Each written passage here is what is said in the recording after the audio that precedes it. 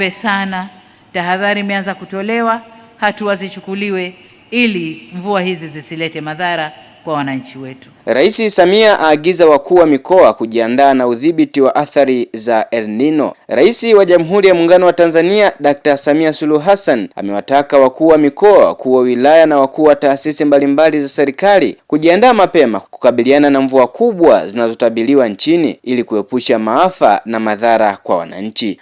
Tumeanza kusikia taarifa kutoka Mamlaka ya Hali ya Hewa Tanzania kwamba miezi michache ijayo tutakabiliwa na mvua kubwa za El Nino. Rais Samia amesema taarifa zilizotolewa na Mamlaka ya Hali ya Hewa Tanzania TMA zinaeleza uwezekano wa uwepo wa mvua kubwa zinazohusishwa na hali ya El Nino, hivyo viongozi wanapaswa kuchukua hatua za tahadhari mapema. Amesema tahadhari ambazo TMA imeanza kutoa zinapaswa kuchukuliwa kwa uzito na viongozi kuhakikisha mazingira yanaandaliwa ili kupunguza athari zinazoweza kusababishwa na mvua hizo. Rais Samia ametoa kauli hiyo leo Jumamosi Agosti 22 mwaka 2026 wakati akizungumza na wananchi mkoa wa Pwani mara baada ya kuzindua mradi wa kuzalisha umeme wa megawati 2115 wa bwawa la Mwalimu Nyerere uliofanyika huko Pwani. Nini maoni yako mtazamaji? Tuweke hapo kwenye comment, make sure na subscribe.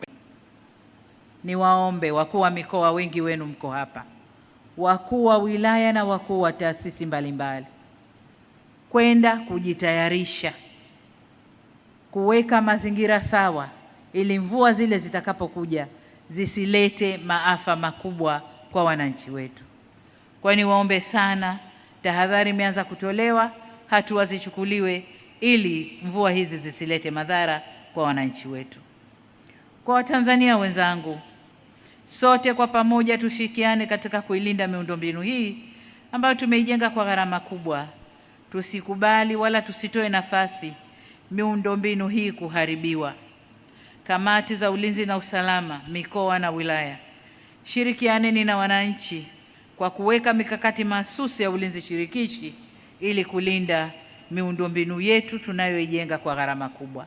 Sio tu hapa, lakini kote ambako tunajenga miundombinu ya kitaifa kwa gharama kubwa.